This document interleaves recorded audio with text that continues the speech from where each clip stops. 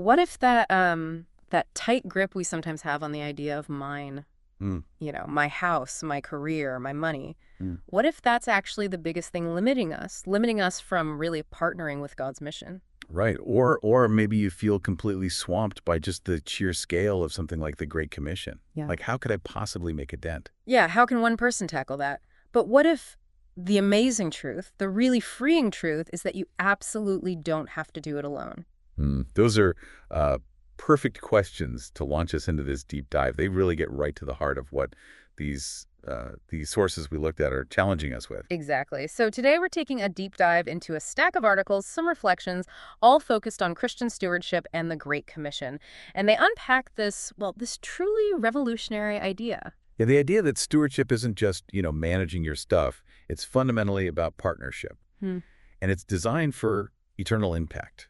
Our goal here in this deep dive is really to pull out the most important insights, those surprising nuggets maybe, to help you see what it really means to wield every resource God puts in your hand. Your time, your talent, treasure, influence, all of it. Right. Not just for, temporary gains here and now, but for lasting eternal dividends, specifically by partnering in the Great Commission. Okay, let's unpack this then. So to really get our heads around this idea of stewardship as partnership, the sources, they all insist we have to start with the most fundamental truth there is. Which is, yeah. God owns everything. Right. It's not just a nice thought, is it? Yeah. It's presented as like the absolute bedrock reality of the universe. Yeah, they often start with that thunderclap from Psalm 24.1. The earth is the Lord's and everything in it. I mean, just pause on that. Everything. And it's not because he bought it or earned it. Yeah. It's because he created it. Genesis 1.1, that's the foundation. He spoke it all into being. And it's not just a one-time creation event either. One piece we read really points out that this ownership is actively sustained right now. Colossians 1.17, in Christ all things hold together. Yeah. Your next breath, the fact your chair is holding you up, the existence of that job or investment. It's all held together by, what the author called a divine infrastructure of grace. We aren't self-sufficient at all. We're sustained beings. Made in his image, yeah, but sustained. And meant to reflect his nature in how we interact with his world. And this just clashes, doesn't it? Clashes with that deeply ingrained illusion of ownership in our culture. Oh, completely. My house, my career, my money, even my truth. That feeling of total personal autonomy. One article traces this struggle way back to the fall, Genesis 3.5, that temptation. You will be like God. Yeah, it frames sin at its root as this attempt to usurp ownership, doesn't it? To declare independence from the actual owner. But here's where it gets really interesting and honestly kind of liberating. How so? Well, recognizing God's absolute ownership actually frees you. It frees you from that crushing pressure to protect everything, Yeah, and the fear of losing it. Exactly. And the anxiety of having to provide for yourself, secure your own future, all on your own shoulders, your identity shifts. From what you have. To whose you are. It gets anchored differently. Okay, so that leads us directly to how these sources then define stewardship, if God owns it all. But then stewardship isn't about having stuff, is it? It's about managing what belongs to the owner. Right. According to his desires and purposes. It's fundamentally about service. Jesus nails this in the parable of the talents, Matthew 25. The faithful stewards, they didn't just hoard what they were given. No, they invested it, multiplied it. According to the master's will, the unfaithful one just clung to it, fundamentally misunderstanding who his master was. Okay, so if God owns everything and our role is stewarding it according to his will, what is his ultimate will, his purpose for us using his resources? Well, that brings us right to this call to a divine collaboration. One reflection we looked at beautifully calls it the Great Commission Symphony. I like that. A symphony. Because, on the surface, Matthew 28, the Great Commission, it can feel like this huge, overwhelming solo trek. Go make disciples, just you. But when you look closely, especially at the early church, the vision these sources paint is totally different. It's not a solo performance. It's this grand orchestra. Led by the maestro himself, God. Right. And each believer, every single one, is meant to play a vital, distinct part in partnership for his glory. And this idea of partnership, it's not new, is it? It echoes all through the Bible. Not at all. Think about Eden. God puts Adam in the garden to work it and keep it. Divine provision, human participation. And then the Old Testament, the priests, Levites, even those skilled artisans, remember, Bezalel and Oholiab working together on the tabernacle. Exactly. It's all sort of foreshadowing the New Testament body of Christ. 1 Corinthians 12, Ephesians 4, the church is one body, many diverse members. Each gifted uniquely, but all essential. All working together. And what these sources really, really emphasize is the multiplier effect of that partnership. Acts 4 shows that, right? The early church sharing resources so effectively. There was not a needy person among them. And it fueled explosive growth and outreach. What one person can do alone is, well, limited. But what many can do together for God, it's exponential. It's multiplication, not just addition. Definitely. And the argument these sources make is that this kind of synergistic partnership, it's absolutely critical right now. Why now specifically? Well, the global landscape is shifting so fast. Digital platforms connecting everyone instantly, geopolitics creating new mission dynamics, new generations looking for authentic collaboration, not just top-down structures. So clinging to those old, siloed, independent approaches, it risks irrelevance or just being ineffective. Yeah, that's the warning. The future of truly impactful mission, they argue, lies in strategic partnerships. Believers, churches, organizations combining their unique strengths to reach a really complex world for Christ. Okay, so in this Great Commission Symphony, what are the instruments? What are the actual resources God places in our hands? The sources really zero in on 4 key ones: time, talent, treasure, and influence. And each one is framed not just as something we possess, but as a sacred trust, to be stewarded for eternal purposes. Let's start with time, often called the invisible wealth, right? The one thing you absolutely cannot get back. Ephesians 5.16 urges us to redeem the time because the days are evil. That sounds intense. It is. These articles challenge us, to be really honest. Where does our time actually go? The work, sure, but also the endless entertainment, the scrolling, the sheer busyness. Versus where God might want it to go, like, focused prayer or investing in relationships, maybe direct mission engagement. Exactly. One practical suggestion offered is simply keeping a weekly time log for a bit. Oh, that sounds potentially convicting. Huh? Maybe. But it's less about judgment, more about awareness. Just seeing where those hours fly off to. It can be a surprisingly spiritual exercise. Reveals priorities, maybe opens your eyes to opportunities to reallocate some of that precious time for kingdom purposes. Okay, time. Then there are talents and gifts. Yeah, these are the God-given abilities, both natural aptitudes, things you're just good at, and also the spiritual empowerments the Bible talks about. Like in 1 Peter 4.10, use our gifts to serve others as good stewards of God's varied grace. And Romans 12, 1 Corinthians 12 list various spiritual gifts, all given, importantly, for building up the body and advancing the mission, not for our own self-promotion. Not for building our platform, but for the King's agenda. Precisely. And the concept of the priesthood of all believers is huge here. Every single believer's call, every profession, every role can be a platform for ministry and partnership. So going back to the parable of the talents again, the key wasn't the amount given, was it? No, it was the faithful multiplication of it. Investing what they had. The sources give some great examples of how this plays out beyond, traditional ministry jobs. Like what? Well, think of the accountant ensuring financial integrity in a church, or maybe helping a mission agency pro bono. The marketer using their skills for gospel storytelling, getting the message out effectively. The educator discipling students, not just in academics, but in a whole Christian worldview.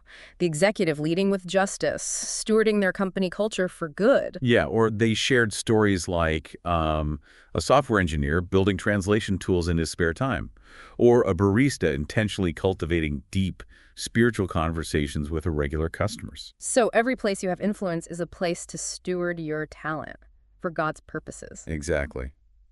Okay, next up. Treasure and money. The tough one. The one where that grip of mine often feels strongest, right? It really can. Matthew 6.24 is blunt. You cannot serve God and money. The sources emphasize, though, that money itself, it's morally neutral. It's a tool, a conduit. Right.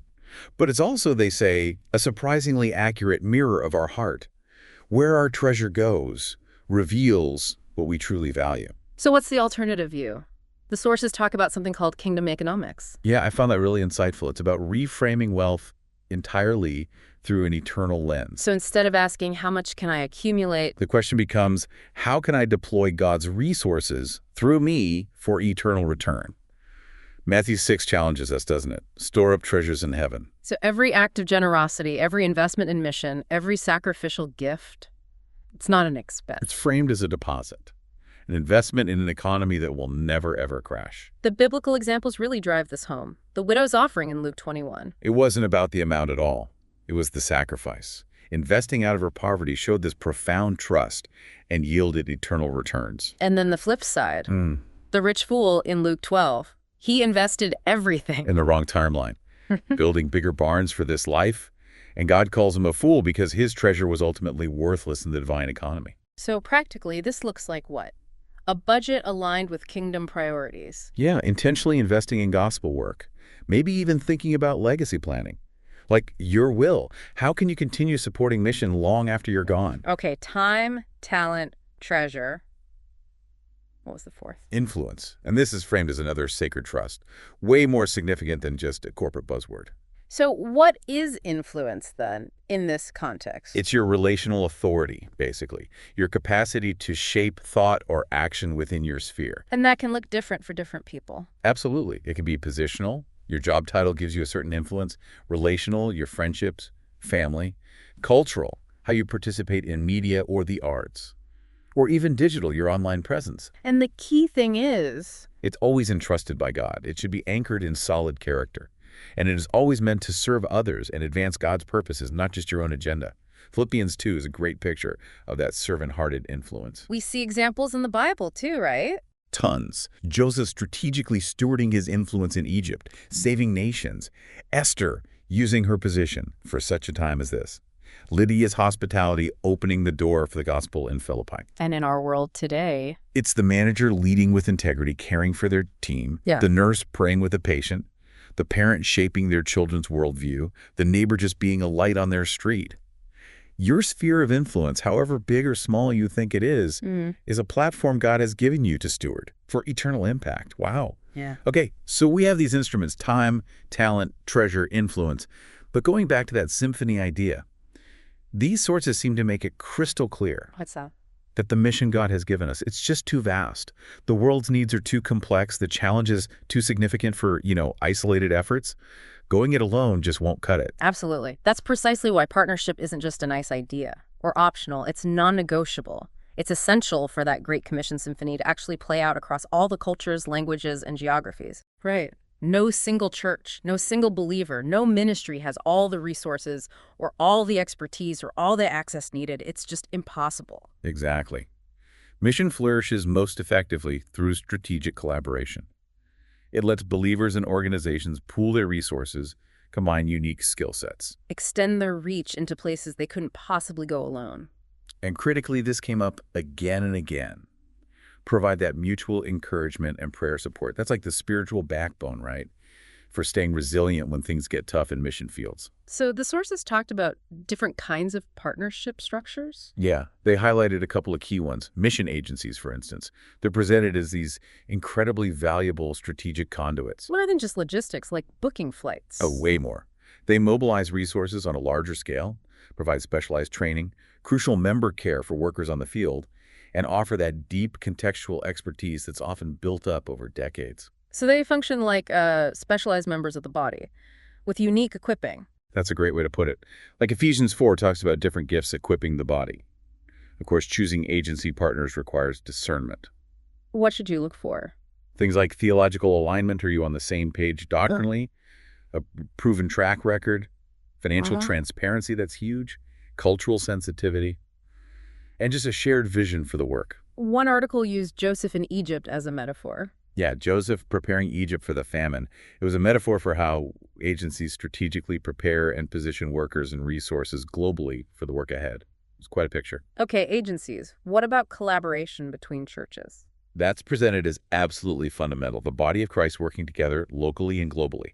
1 Corinthians 12, Ephesians 4, again, that picture of unity and diversity, mutual support, sacrificial love. But that requires churches to sometimes let go of things like control or maybe pride. Definitely. Recognizing that no single congregation has a monopoly on God's work.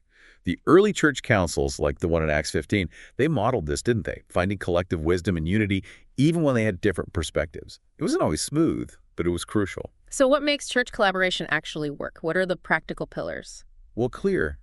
Honest communication is key. Building genuine relationships based on trust. Think of Paul and his whole network of coworkers, people he relied on. Having a truly shared vision, rooted in prayer. Absolutely. Like Jesus praying for unity in John 17, or the disciples waiting together in Acts 1. And yeah, letting go of turf protection to cultivate trust, and then intentionally leveraging each other's strengths. So maybe one church excels at theological training, another is strong in medical missions, another has great logistics people. Exactly. Pool those unique gifts. And this partnership idea, it can even extend to engaging thoughtfully with secular organizations sometimes. Really? How does that work? Yeah. In areas like social justice, healthcare, education. Finding points of common grace where collaboration serves the community's good without compromising the distinct truth of the gospel. So it requires wisdom and discernment. Always. Examples like Paul and Barnabas navigating their own partnership challenges, or modern urban church coalitions pooling resources for community transformation. They show it takes effort, but it yields really powerful kingdom outcomes. Okay, so as we talk about all this planning, strategizing, managing resources, a question comes up, right? This natural tension for believers. Which is? How do we balance absolute faith, total dependence on God, with wise, practical planning? Especially with finances. It can feel like they contradict each other sometimes. That's a great question. And yeah, the sources definitely address it. They argue it's not really an either choice. It's more about embracing a kind of divine tension. It's core to kingdom living. Radical trust and disciplined prudence, both. Exactly. Planning isn't the enemy of faith. Often it's an expression of faith as long as it's submitted to God's will. Look at Joseph. He wisely planned for famine in Genesis 41. Proverbs talks about foresight and diligence, too. Right. Proverbs 6, Proverbs 21. The caution comes, like James 4 reminds us, when we make our plans without submitting them to God's sovereignty, assuming we're in control. And on the other side, generosity isn't meant to be like financial irresponsibility. Not at all. Think about the widow's mite in Mark 12. Zacchaeus giving away half his possessions in Luke 19. Those Macedonian churches in 2 Corinthians 8 giving generously out of extreme poverty. They're held up as powerful acts of kingdom investment, demonstrating profound trust in God's provision. Not foolishness. One article put it really well. Living with open hands recognizes that our true security is found in being good stewards of what God provides, not in how much we manage to accumulate. So faith and foresight are like two oars paddling the same boat. That's a perfect analogy. One oar is dependence on God. The other is engaging practically with the wisdom he gives us. So practically, this means maybe having a budget that intentionally prioritizes eternal returns. Thinking about Jesus' words in Luke 16 about using worldly wealth wisely. Yeah, and stewarding faithfully, even when resources seem scarce. Remember the widow in Zarephath, trusting God with her very last meal in 1 Kings 17. That kind of wise, faith-filled financial living. Yeah. It's actually a powerful countercultural witness in itself. Okay, building on this, moving from the theory to practice. Yeah. The sources propose a really helpful tool. They call it the stewardship audit. Yeah, and they're careful to frame it not as some, grim accounting exercise you dread. Right, not like a tax audit. No, more like a practical, prayerful tool for honest self-awareness before God. It's a spiritual discipline. Kind of like that reckoning Jesus describes in Matthew 25 with the servants and their talents. Exactly. It's designed to reveal the true condition of our heart. Like Matthew 6.21 says, where your treasure is, there your heart will be also. The audit helps you see where your heart really is. So the audit revisits those core instruments we talked about. Time, talents, gifts, treasures, money. You prayerfully, honestly look at how you are actually stewarding each one. Where is my time really going? Am I actually using my unique talents and gifts? How is God's money flowing through me? And they add influence to that list, too. Yes, importantly, mapping your relationships, kind of evaluating your current impact in your different spheres, and then prayerfully spotting opportunities. Where might God be calling me to leverage that influence for his kingdom? But the real heart of this audit, it's not just evaluation, is it? No, it's prayerful discernment and often repentance. It's a safe space to confess maybe fears about scarcity or the pull of greed or maybe just passive neglect of these resources. A time to seek God's wisdom and really lean into his grace for the places where we've fallen short. Definitely. They shared a powerful example, James, this mid-career professional feeling kind of spiritually stuck. What happened with his audit? His honest look revealed he was chronically neglecting family time for work, his musical talent was just sitting dormant, and his spending was driven more by comparison and anxiety than kingdom values. Wow, so the audit wasn't a condemnation. No, it was a catalyst. Hmm. His reflection led him to intentionally reprioritize family, join the worship team at church, create a kingdom-first budget, and actually increase his generosity. Mhm. His whole life didn't just change, it became a more vibrant expression of his partnership with God. That makes sense. So ultimately, this entire journey, understanding divine ownership, embracing the call to partnership in the Great Commission Symphony, intentionally stewarding time, talent, treasure, influence, it all culminates in something bigger. Yeah, it culminates in a lifestyle of commitment and ultimately building a legacy. Faithful stewardship isn't just a one-time event or some program we do. No, it becomes a lifestyle of generosity and service. Philippians 2, Acts 2, those pictures of self-giving love. It's meant to be an overflow of a heart that's truly been transformed by God's grace, not some burdensome obligation we have to check off. And that commitment, it can start small, right? Yeah, absolutely. Maybe it's just intentionally blocking out 10 minutes for prayer each day, deciding to volunteer one specific skill just once a week, increasing giving by a small percentage, or intentionally pursuing one relationship with kingdom purpose in mind. Small steps. And those seemingly small acts, when they're faithfully stewarded over time, they can have huge impact. Monumental, even historical impact. Think about someone like Corrie ten Boom.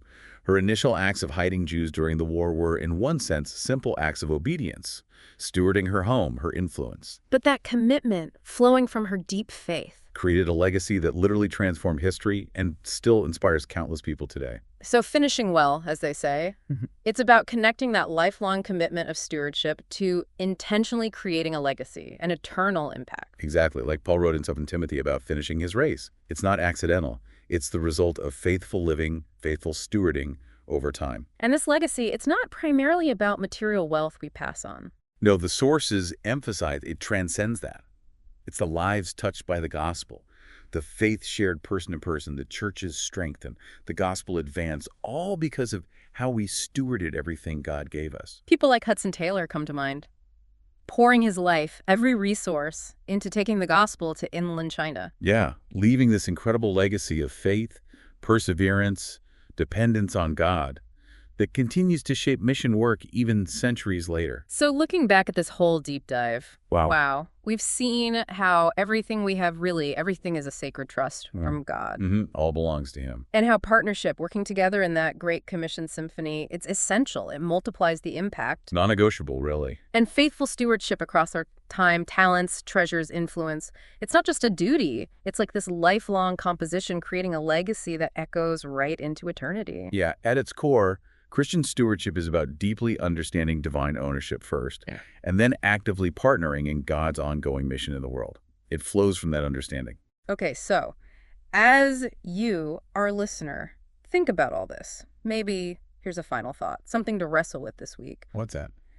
What is one resource? Maybe it's a block of your time, maybe a specific talent you possess, maybe a part of your treasure, or even just one relationship in your sphere of influence. What's one thing you might be holding on to just a little too tightly right now? Something God might be prompting you, based on these insights, to perhaps release or reassign or prayerfully reinvest for His eternal purchases. Yeah. And just consider, how would taking just that one step, how might that begin to transform your life? And then through partnership with God, how might that begin to ripple out and transform the world around you? Good questions to ponder. Consider them. Maybe spend some time reflecting on the insights from this material we've discussed and just see what unfolds in your own journey of stewardship and partnership.